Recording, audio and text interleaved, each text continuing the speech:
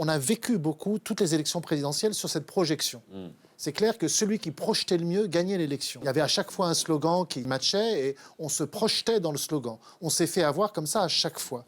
Toute la question est de savoir est-ce que les Français vont encore accepter de se faire avoir sur un grand récit, parce que quand même, normalement, ils sont vaccinés à tous les sens du mot. Ils sont vaccinés sur le fait qu'on a lancé un grand récit et en fait, ce grand récit a fait patatras. Mais c'est comme la bourre, on y croit toujours. Même après Écoutez, oui, peut-être. Mais en tout cas, le type de pouvoir que nous avons, et notamment pour l'Union européenne, c'est plus un pouvoir de cabotage, de réparation, de petites ficelles, de rustines.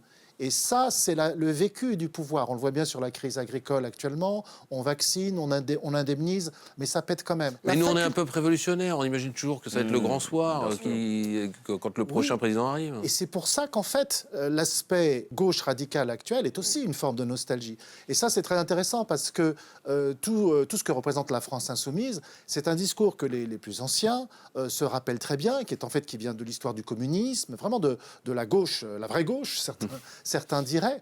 Et donc, c'est une vraie nostalgie qui gagne beaucoup plus la jeunesse. Et c'est ce que disait Pascal Perrineau. Le plus étonnant, c'est que les nostalgiques ont gagné aussi les classes jeunes. Bon, moi, je serais beaucoup plus dans le sens d'une politique beaucoup plus modeste, qui ne fasse pas rêver et qui s'attaque aux problèmes. Bon, c'est un petit peu la lignée, si vous voulez, Rocard. On répare les choses et on ne fait pas croire forcément au grand soir.